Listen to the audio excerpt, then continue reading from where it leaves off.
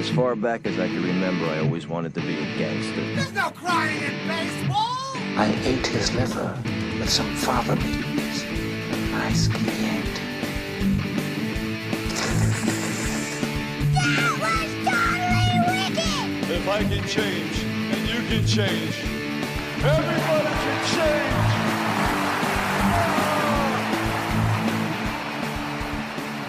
And welcome to another episode of Your Next Favorite Movie. I am your host, Josh G. And today I am joined by Shawn Bowers. Yeah, absolutely, Josh. Thanks for having me on. I work for NCSA. We're a recruiting service that helps student athletes play their sport in college, provide guidance and services to make that happen. As a former college student athlete and college coach, it's a great opportunity. Awesome. Love to hear it. All right. So today we're going to be going to 1993 and talking about I would definitely go with one of the modern Western classics everybody loves, Tombstone.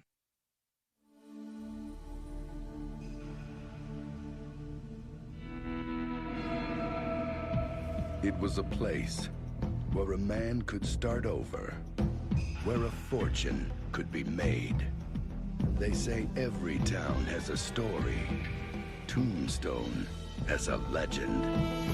Who is he? That's Wyatt Earp. Better name for himself as a peace officer. I heard of you. I'm retired. You must be Doc Holliday. You retired too? Not me.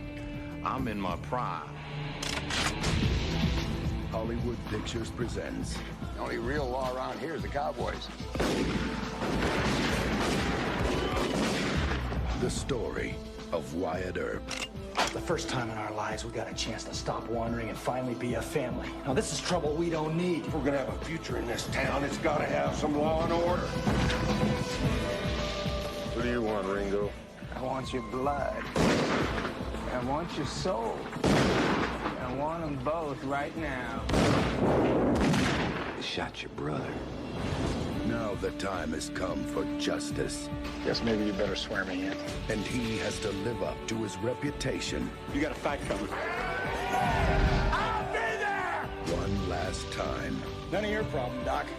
You don't have to mix up in this. That is a hell of a thing for you to say to me. In a battle. The last charge of Wyatt Earp and his immortals. At the OK Corral. Oh my God. The West would never forget. Kurt Russell, Val Kilmer, Dana Delaney, Powers Booth, Michael Biehn, Bill Paxton, Jason Priestley, Sam Elliott, and Charlton Heston.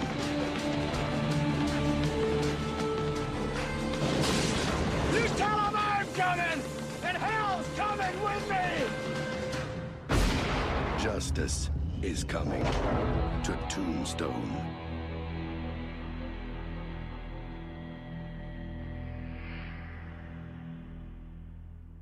Absolutely. I know Tombstone, Wyatt Earp kind of came out around the same time. I am pro Tombstone all day long. I think the characters that were in it, and then just the way it was done, it's a movie. In fact, I just watched it the other day. It's one I can watch whenever it's on. I'm going to watch it. Oh, awesome. Awesome. So did you see this when it first came out? So I didn't see it in theaters, although I wish I had. But I did see it when it came out on VHS. That's how old I am.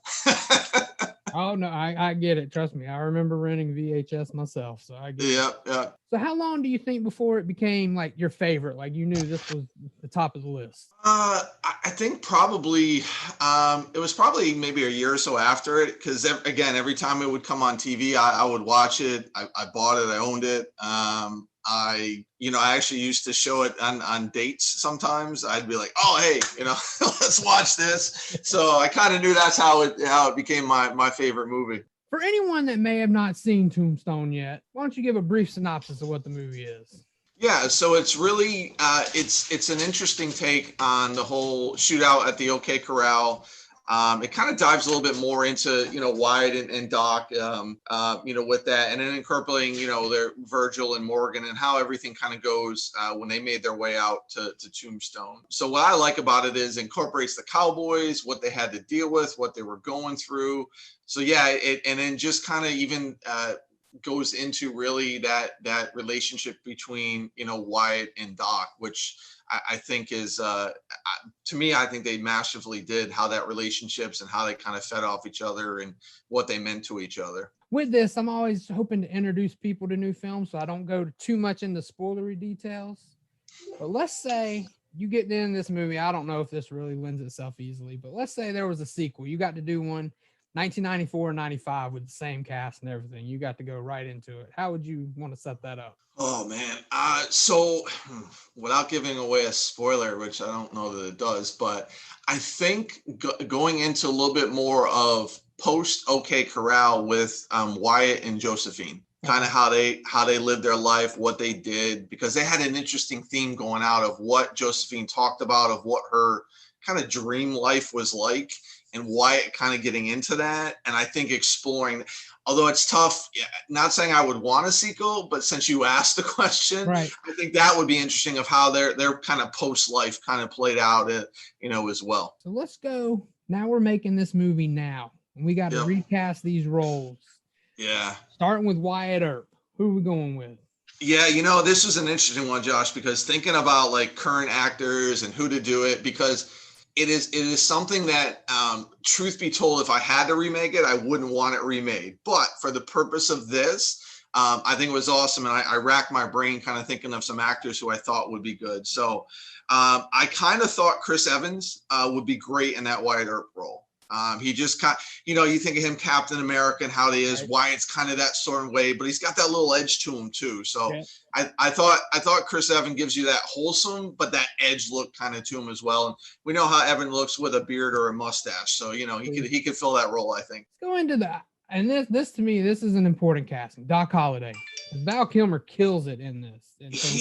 Yeah, and it was so hard. So I went back and forth with like a number of actors, and I went through characters there too. And you think of guys who you think can have that kind of smart ass, but that kind of tough side to them as well.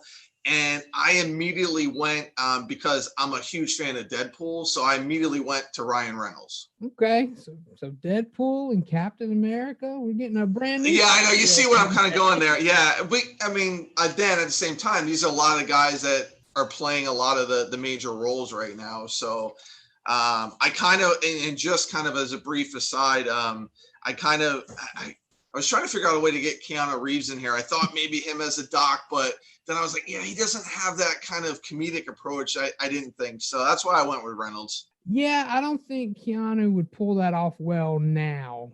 Right. After watching Bill and Ted 3, you can tell that the comedic thing he's not comfortable with anymore. Yeah, exactly. Yeah, so I can kind of understand why you walked away. And I think Evans and Reynolds on screen would really have that chemistry that Russell and Kilmer had as well. I can agree with you on that. Now, did you cast anyone else like Virgil? I did. I went with the main people with that. So I kind of, and again, it's going to sound weird, but I was trying to think of an older actor who would fill that Virgil, because Sam Elliott he's iconic. So who do you get to, replace Elliott? You really don't, but I kind of went with Robert Downey Jr. as the Virgil role, because he's got that little older, again, he's got that gray in his beard and things. So he kind of gives that older brother kind of feel, with that as well. So I kind of went with that. I went with Chris Pratt for Morgan.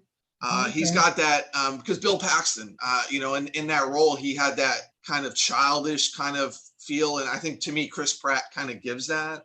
So Josephine's role, played by Dana Delaney back then, right. I actually thought Blake Lively would do that role masterfully. And then get her and Ryan Reynolds in the movie together.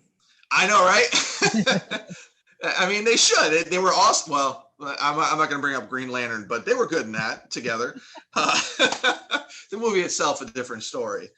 And then when you think of like the antagonist in that movie as well, so this was an interesting one. I went kind of back and forth with the Curly Bill role, Curly Bill Brocious, the leader of the Cowboys. I kind of put DiCaprio in that role because I think DiCaprio can play crazy a little bit well. And you think of what he did in Django and that's what kind of led me to DiCaprio with that. And then the big one, which I think plays off of well with Doc, is the Johnny Ringo role with that. And I chose to go with Bradley Cooper for that role.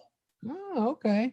Because you got to be somewhat intelligent in that Ringo role because he was an educated man.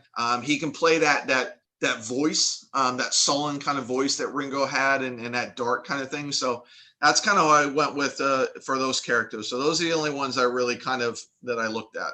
I think that's good. I knew definitely Wyatt and definitely Doc and definitely Curly Bill. And yes, Josephine's important and the dad and the brother. So yeah, I think you nailed it. That sounds like a pretty good movie you lined up there, Shawn. Thank you, Josh. I appreciate it. Let's have you give one final argument that people are still like, I'm not sold on watching Tombstone. Who's it for? What's the target audience that maybe not the Western audience? If you're not a fan of Westerns, who needs to watch this? Yeah, and here's the thing to me, like I don't view it as a Western. Yes, it's a Western, it's in that, but it's so much more. And I think there's a lot of quotable lines that come of that movie as well. You know, I'm your Huckleberry. You tell him I'm coming, hell's coming with me. There's a lot of things that apply from that. So I think for me, the reason why I think everybody should watch that, it has a little bit of everything. It's not in one particular genre. You have your action, you have your drama, you have your romance with Josephine and Earp, you have your comedy with Doc Holliday kind of in there and things. So I think when you look at all the dramas that are the genres that are out there, it appeals to every single one. And to me, and I know a lot of people that I showed it to for the first time, it brings out a lot of emotions. Like you get on your edge. You wonder what's going to happen, with Wyatt and Curly Bill. That scene in the river where he's just attacking everybody and screaming no. So I think if you're a fan of just every genre that's out there, like don't view it as a Western, just view it as something that's going to appeal to you and appeal to all your emotions and have you feeling.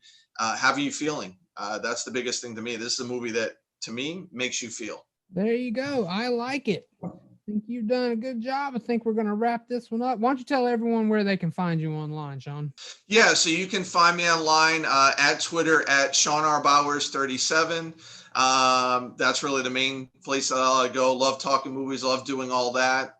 So yeah, Twitter at Shawn R. Bowers 37. All right. And you can always follow the show at ynfmoviepod on Twitter and Instagram. Be sure to subscribe wherever you get your podcasts. Check back next week. We'll have a new guest and a new movie. And who knows, it may become your next favorite movie. You guys take care. I'll talk to you next time.